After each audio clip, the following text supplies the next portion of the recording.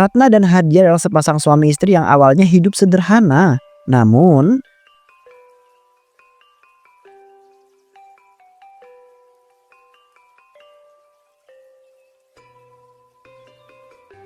Pak, aku tuh ngerasa penghasilan kita makin pas-pasan. Setiap bulan harus atur-atur banget belanja buat anak. Dan dagangan kecil ini rasanya nggak cukup lagi. Gimana ya kita bisa nyari tambahannya?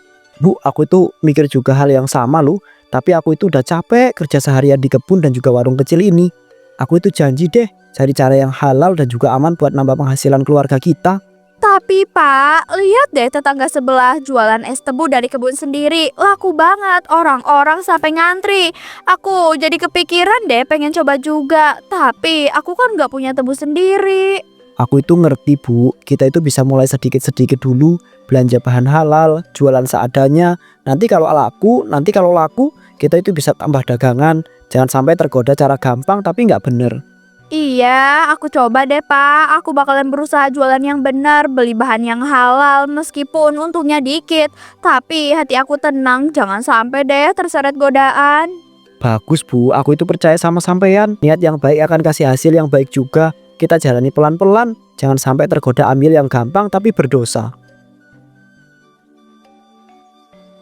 Ratna dan putrinya Laras melintas jalan kecil di pinggir jalan kebun tebu yang luas saat berangkat ke sekolah. Wah, Laras, lihat deh kebun tebu itu luas banget ya. Setiap ibu lewat sini rasanya tenang banget lihat hijaunya. Kayak nggak ada habisnya. Coba bayangin deh punya tempat seluas ini. Pasti enak banget ya. Iya Bu, Laras juga suka banget lewat sini. Soalnya kelihatannya adem. Kalau sore cahaya mataharinya itu jatuh dari daun-daun. Jadi kayak berkilauan. Iya, tapi ibu heran deh kok bisa ya kebun seluas ini nggak ada yang jaga. Tiap hari ibu lewat sini paling cuma lihat 1-2 orang aja di ujung sana. Mungkin aja petaninya udah kerja dari subuh Bu, jadi pas kita lewat mereka udah pulang. Tapi emang bener sih tebu sebanyak ini kayaknya nggak mungkin dijaga semua. Iya, bisa jadi gitu sih. Tapi coba ibu pikirin deh, kalau tiap batang tebu dijual, uangnya pasti nggak sedikit. Kadang ibu suka mikir gimana ya rasanya punya rezeki sebanyak itu, hidupnya pasti tenang banget. Iya Bu, tapi kan kalau mau punya kebun sebesar itu juga pasti capek banget. Kerja tiap hari panas-panasan. Laras aja bantu ibu jualan udah pegel. Iya sih, tapi beda nak. Kalau udah hasilnya banyak, rasa capeknya mungkin gak kerasa. Orang yang punya kebun sebesar ini pasti hidupnya berkecukupan deh, gak pernah mikirin uang tiap hari. Ibu, kita udah hampir telat loh. Nanti gurunya Laras marah lagi kayak kemarin. Coba ngebut dikit aja ya Bu, biar sampainya sebelum bel masuk. Iya, ibu tahu. Nanti sore kita lewat sini lagi ya Laras. Ibu pengen lihat kebunnya pas mataharinya turun. Pasti lebih cantik dari sekarang. Wah, iya Bu. Tapi jangan lama-lama ya. Soalnya kalau udah sore suka banyak nyamuk. Terus kalau gelap Laras takut ada ular. 3 hari kemudian. Ratna yang semakin kesulitan ekonomi dan akhirnya meminta saran dari temannya. Aduh Lina, makin kesini hidup itu rasanya berat banget ya. Harga bahan pokok naik semua, jualan gorengan sepi, anak juga butuh uang sekolah. Aduh, aku sampai bingung deh harus nyari tambahan dari mana lagi. Iya Ratna, sekarang teh emang susah nyari duit. Tapi saya pikir kamu teh rajin, cuma butuh ide baru aja. Pernah kepikiran gak jualan minuman? Minuman? Maksud kamu kayak es teh gitu? Tapi udah banyak banget yang jualan, Lin. Kalau aku ikut-ikutan nanti malah gak laku. Ya bukan es teh juga Ratna. Kamu kan tiap hari lewat kebun teh itu. Kalau punya alat giling bisa banget kamu teh jualan es tebu. Bahannya gampang, tinggal ambil aja dari kebun situ. Es tebu ya? Iya juga sih, belum ada yang jual di sekitar sini. Kalau musim panas, orang pasti nyari. Nah, itu dia. Lagian gak ribet, cuma perlu alat giling sama tenaga dikit. Kalau bisa jalan, hasilnya lumayan banget, Ratna. Tapi Lin, tebu itu kan punya orang. Masa iya aku beli dari kebun gede gitu? Pasti bakalan mahal. Belum lagi kalau nggak boleh dijual ke umum. Ya, saya mah cuma nyaranin aja Ratna. Siapa tahu kamu teh punya cara sendiri nanti. Kadang rezeki itu teh datang dari hal yang gak kita duga. Iya juga sih Lin, aku juga pengen bantu suami biar penghasilan kita nambah. Tapi ya gitu, kalau modalnya pas-pasan susah juga mulai dari nol. Udah, kamu teh jangan kebanyakan mikir dulu. Namanya juga usaha, pelan-pelan aja. Yang penting niatnya teh baik. Nanti pasti ada jalannya. Iya deh, semoga aja gitu. Kadang aku ngerasa mungkin kebun yang tiap hari aku lewatin itu bukan cuma pemandangan biasa. Kayak ada sesuatu di sana yang manggil-manggil. Dan akhirnya Ratna malah semakin yakin untuk mencuri tebu milik tetangganya tersebut.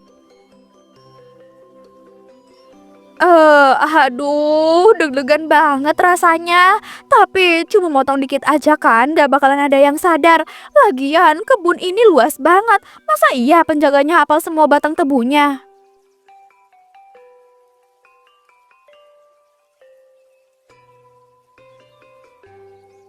Nah kan, satu batang aja udah berat gini. Kasian banget kalau dibiarin busuk di kebun segede ini. Mending dimanfaatin, toh cuma sebatang kecil aja. 2 jam kemudian. Kayaknya cukup lah segini. Nanti kalau laku bisa beli bahan lain buat jualan. Siapa tahu rezeki ini emang dikasih lewat cara yang gak biasa.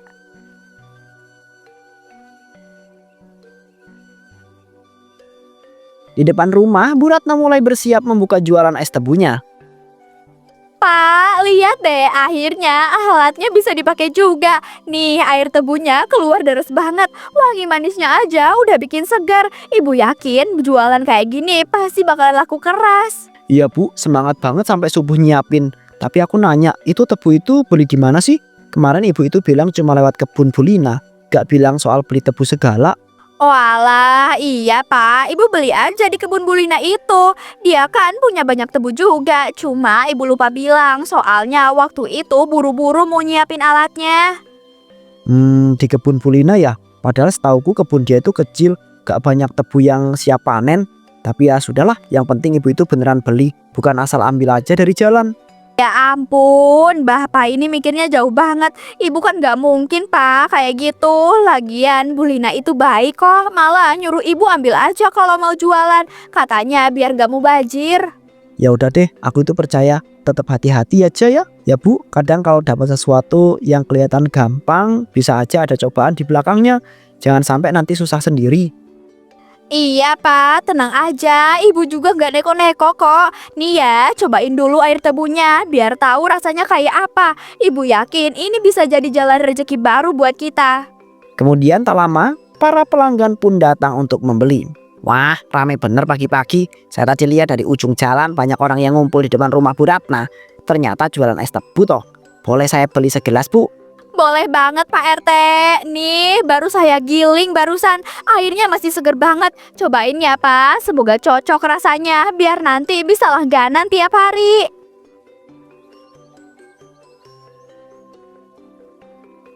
Wah, seger banget ya Bu. Rasanya itu manis alami, gak kebanyakan gula. Pantesan orang-orang pada ngeliatin dari tadi. Kalau jualannya kayak gini terus bisa laris sampai sore deh.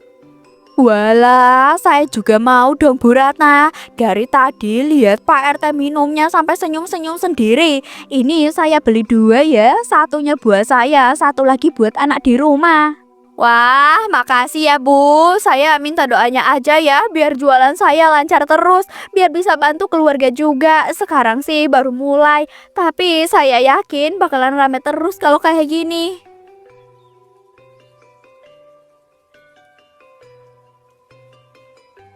Dan sejak saat itu Bu Ratna terus mencuri tebu milik tetangganya supaya dia tidak mengeluarkan modal berjualan. Tapi suaminya mulai curiga. Bu, aku itu mau nanya deh, itu tebu dari pojokan, itu tebu di pojokan dari mana lagi? Kemarin aku lihat udah tinggal setengah, tapi sekarang malah nambah 2 karung. Ibu beli lagi ya? Iya Pak, tadi pagi Ibu dikasih sama orang kebun sebelah. Katanya mereka panen kebanyakan, jadi dikasih aja biar nggak busuk. Alhamdulillah kan, rezeki datang nggak disangka. Orang kebun sebelah? Aku itu kok gak pernah lihat ada yang panen dari arah situ ya? Biasanya yang punya kebun situ orang jauh, jarang banget datang. Ibu yakin gak salah denger nih? Ya iyalah Pak, Ibu denger jelas kok. Lagian orangnya baik banget, malah nyuruh ambil kalau Ibu butuh lagi. Katanya mereka nggak sanggup habisin semua tebu yang tumbuh. Ya udah deh, aku itu percaya aja. Tapi ibu jangan gampang ambil dari orang yang gak jelas ya. Takutnya nanti malah disangka macem-macem. Orang zaman sekarang kan sukanya salah paham. Iya Pak, Ibu ngerti kok. Tapi kan kalau udah dikasih, ya masa ditolak. Namanya juga usaha kecil, siapa tahu dari situ malah lancar terus. Rezeki nggak boleh ditolak loh Pak. Aku bukannya larang rezeki bu, cuma kadang kalau dapat sesuatu yang kelihatannya itu gampang banget, kita itu harus hati-hati. Soalnya belum tentu semua yang kelihatan berkah itu beneran berkah. Aku itu Iya, Ibu tahu maksud Bapak. Tapi jangan mikir aneh-aneh deh. Ibu ini cuma mau bantuin keluarga, bukan cari masalah. Lagian Ibu juga nggak ngerugiin siapa-siapa. ngerti kok bu. Aku tuh juga bersyukur ibu itu rajin jualan. Cuma kalau ada apa-apa nanti ibu janji bilang ke aku dulu ya. Jangan diem-diem kayak kemarin. Janji Pak, Ibu nggak bakalan ngelakuin apa-apa tanpa cerita lagi. Sekarang Ibu cuma pengen kerja yang jujur, biar anak kita juga ikut ngerasa tenang. Ya udah deh, Ibu giling dulu ya Pak. Ya udah, aku itu ke musola dulu ya bu. Tapi beneran jangan maksain diri. Kalau rezeki itu milik kita, pasti tetap nyampe kok. Meski jalannya itu pelan. Iya Pak, semoga aja. Siang itu panas banget, Ratna sibuk meladenin pesanan. Sementara Lina bantu-bantu ngatur gelas dan juga sedotan. Lina, cepetin dong tuangin gulanya. Hari ini rame banget. Bu Sari aja udah mesen 3 gelas nih. Laris banget. Rasanya kayak usaha ini bener-bener jadi berkat. Ya jelas Ratna, es tebunya itu seger banget. Manisnya pas. Aku tiap lewat depan rumahmu rasanya sayang kalau nggak beli. Anak-anak di rumah juga suka banget loh. Iya, rezeki kita nggak kemana Ratna. Cuma ya kadang saya teh mikir kamu teh masih suka ambil sendiri tebunya itu. Soalnya saya teh lewat kebun itu semalam. Kayaknya ada yang ngejagain. Enggak Colin, aku udah jarang ambil sendiri. Sekarang udah ada kenalan yang bantuin. Lagian aku juga nggak mau nyusahin diri. Ya, saya teh cuma ngingetin aja Ratna, namanya juga kebun orang, kadang bisa aja ada yang lihat. Saya teh takutnya nanti kamu malah kena masalah. Aku ngerti Lin, tapi aku juga cuma ngambil dikit kok. Lagian siapa sih yang mau rugi? Tebu segitu banyaknya, masa diliatin satu-satu? Halah, kalian ini ngomong apa sih? Yang penting itu jualan halal, bersih sama enak. Aku doain deh makin laris aja ya Ratna. Wah, makasih ya Bu Sari, doanya bagus banget. Aku juga pengen usahaku bisa terus jalan biar anakku nggak kekurangan. Iya, saya juga doain. Tapi ya, semoga semuanya tetap lancar tanpa ada yang harus disembunyiin ya Ratna. Kadang hal kecil bisa jadi besar kalau nggak hati-hati. Iya, aku ngerti Colin. Aku juga nggak mau macem-macem. Yang penting sekarang kerja keras aja dulu. Urusan lain itu belakangan. Aduh, ini esnya bener-bener seger banget loh Ratna. Besok aku suruh anakku beli lagi deh, takut kehabisan. Wah, siap Bu. Nanti aku siapin banyak deh, biar gak ada yang kecewa karena kehabisan tebu. 3 hari kemudian. Pak Darno seorang penjaga kebun kelihatan tegang. Barisan tebu di sisi timur kelihatan gundul, kayak habis dipotong diam-diam. Lah ini tebu kok makin banyak yang hilang ya. Baru minggu kemarin udah tak hitung ulang. Masa bisa segini banyak hilang tanpa jejak? Wong setiap hari aku itu muter kebun loh. Iya pak, saya juga bingung. Bekas potongan itu rapi banget. Bukan kayak anak kecil yang iseng. Kayaknya orang yang udah ngerti cara motong tebu deh. Nah itu dia, makanya aku itu curiga jangan-jangan ada warga sekitar yang nyolong. Soalnya kalau maling dari luar, mana mungkin lah berani masuk sejauh ini sendirian. Tapi siapa ya pak? Warga sini kan orangnya tuh baik-baik. Masa iya ada yang nekat ngambil tebu segini banyak cuma buat dijual? Dunia ini makin aneh Le. Kadang lapar bikin orang itu nggak mikir panjang. Tapi ya tetap aja, salah itu salah. Aku itu gak mau kebun ini rugi terus tiap minggu. Terus gimana dong pak? Apa kita lapor dulu ke mandor besar? Atau mau dijagain aja dulu tiap malam? Jagain dulu, aku mau pasang lampu di dua sisi, sama tambahin jebakan suara dari kaleng bekas, biar kalau ada yang masuk ketahuan deh. Oke deh Pak, tapi hati-hati juga ya. Kalau pencurinya itu beneran orang sini, bisa runyam deh urusannya. Soalnya pasti gak enak kalau sampai ketahuan. Justru itu Le, aku itu pengen tahu siapa yang tega kayak gini. Selama ini orang pada mikir kebun tebu gak dijaga, pasti mereka itu salah besar.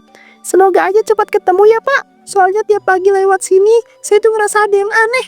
Kadang kayak dengar suara orang motong waktu subuh, tapi pas dilihat gak ada siapa-siapa. Kalau bener ada yang berani main curang, siap-siap aja aku itu bakal tangkep. Aku itu bakal tangkep dengan tanganku sendiri, biar kapok sekalian. Keesokan harinya Pak Darno dan Bimo sedang mencari penjual minuman, dan akhirnya mereka mampir di warung es tebunya Ratna. Wah, pagi-pagi udah haus aja ya Pak. Mau es tebu kan? Lagi manis-manisnya loh, baru aja digiling tadi subuh. Mau segelas atau 2 gelas nih biar makin segar. Segelas aja ya Bu, habis dari kebun, panas banget. Tebu sampean ini warnanya bagus banget ya. Kayak baru dipotong, masih seger gini. Susah loh nyarinya. Iya Pak, kebetulan aja nemu yang bagus dari langganan biasa. Kadang beli di orang lewat, kadang di pasar. Pokoknya asal manis saya ambil aja. Oh gitu, tapi saya kok ngerasa pernah lihat tebu kayak begini ya. Persis sama yang di kebun tempat saya kerja. Belakangan ini tuh banyak banget yang hilang.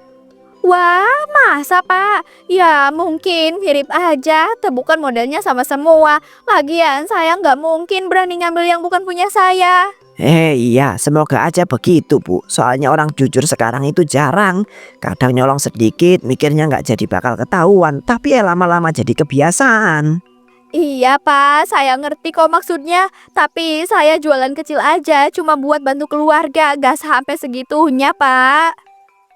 Semoga bener ya. Soalnya kalau sampai ketahuan ada yang ngambil tebu dari kebun, bisa gawat. Sekarang penjaga kebun itu makin ketat loh. Silakan diminum Pak. Iya Pak, tambah gula aren dikit ya biar makin manis. Gratis kok Pak, anggap aja ini bonus. Wah, makasih ya Bu, seger banget nih. Ya sudah, saya itu permisi dulu. Oh iya, kalau nanti saya itu balik lagi, boleh saya lihat tebu mentahnya ya. Penasaran pengen beli.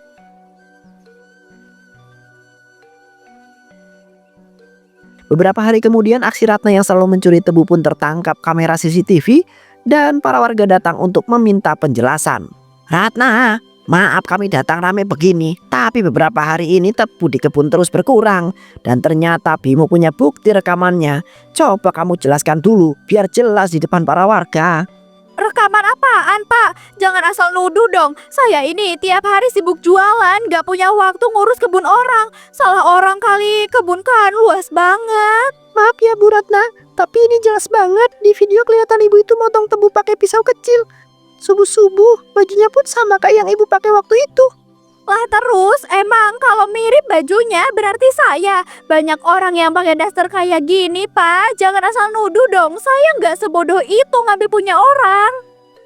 Ratna, warga nggak mau ribut. Kami cuma mau tahu yang sebenarnya. Kalau kamu itu memang nggak ngambil ya bilang aja dengan tenang. Tapi kalau iya lebih jujur dari sekarang.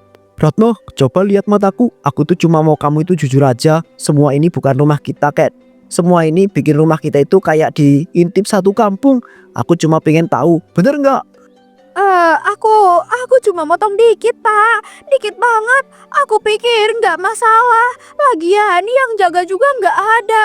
Aku cuma pengen jualan biar bisa bantu kamu sama Laras. Saya sebenarnya nggak mau lapor Bu, tapi tiap hari tebu makin habis dan saya dimarahin mandor. Saya harus kasih tahu karena ini tanggung jawab saya. Saya cuma pengen hidup saya nggak terus-terusan susah Pak. Tiap hari mikirin uang sekolah, bayar listrik. Saya cuma pengen nyari cara biar bisa napas dikit. Tapi ternyata malah nyakitin diri sendiri. Aku itu ngerti kamu capek Ratna, tapi ini bukan jalan keluar. Sekarang semua itu tahu, aku juga kehilangan muka di depan para warga. Aku cuma pengen kita itu jujur, biar tenang lagi. Sudahlah, jangan diperpanjang, yang penting kamu itu sadar. Ratna, warga nggak akan menyalahkan kalau kamu itu minta maaf dan berjanji tidak akan mengulanginya lagi. Tapi tanggung jawab tetap harus dijalani ya. Iya sih, tapi ya salah tetap salah. Mudah-mudahan dia itu tobat. Maaf semuanya. Maaf, aku hilap. Aku janji gak bakalan ngulangin lagi. Aku cuma pengen bisa hidup tenang tanpa rasa takut kayak sekarang. Beberapa hari berlalu sejak kejadian itu, warung es tebu Ratna kini sepi. Dulu tiap pagi rame banget orang antri beli es tebu. Sekarang yang datang cuma debu sama tatapan sinis orang lewat. Rasanya kayak semua berubah dalam semalam ya Pak. Orang memang cepat lupa hal baik Bu, tapi gak akan lupa kesalahan.